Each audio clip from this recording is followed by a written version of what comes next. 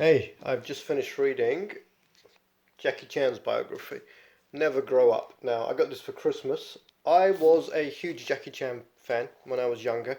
I remember being a child and watching the films with my dad and then watching them with my best friend later as a teenager. Um, and this is a very interesting read. But even if I hadn't been a fan, I'd say this was a very interesting read. He, I don't know, you know, everybody knows Jackie Chan's a martial artist, this, that, the greatest martial artist since Bruce Lee.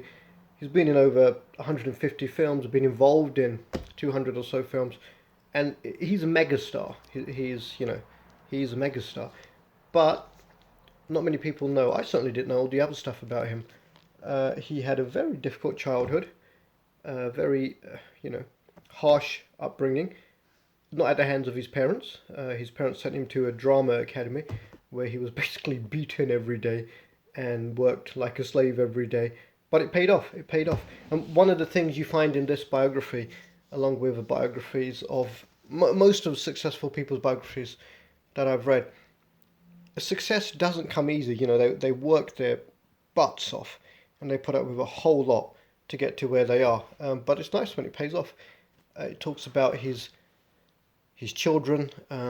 He has a child out of wedlock. He has his son, and it's nice because the guy's in his 60s now, so you get the story as told by a young man, as told by a newly wealthy man, as told by an older man who now realizes his mistakes, the errors of his ways, so to speak.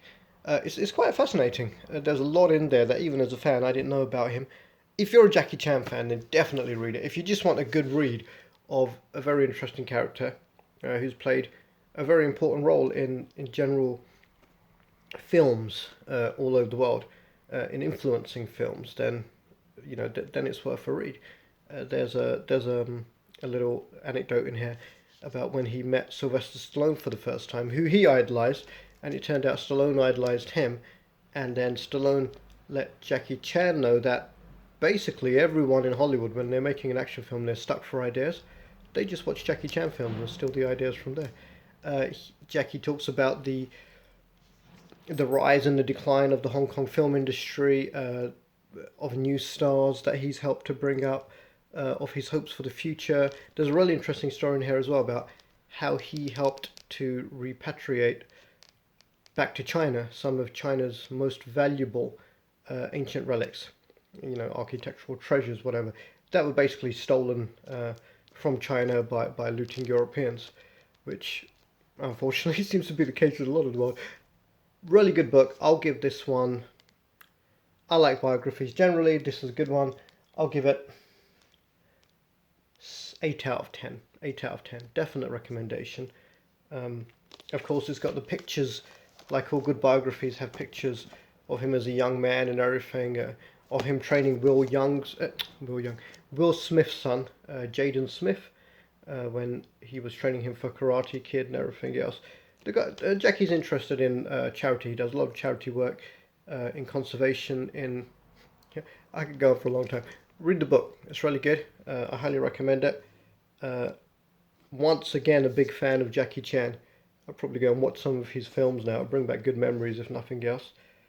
And the same life lessons in there as I guess you get in most good biographies. Work hard, pay the price, and try and be a decent human being. That's it. Jackie Chan with Zumo, the translator. There's some nice bits in here written by Zumo. Zumo's obviously very close to Jackie Chan, telling stories about Jackie that reveal a lot about his character. And before I read this, I read a lot of criticism about Jackie Chan. Oh, I read the book and he doesn't mention this, or he's betraying China, or he's betraying Hong Kong, or this or that. All political stuff. But just read the book. It's really good. I think you'll enjoy it. Thank you.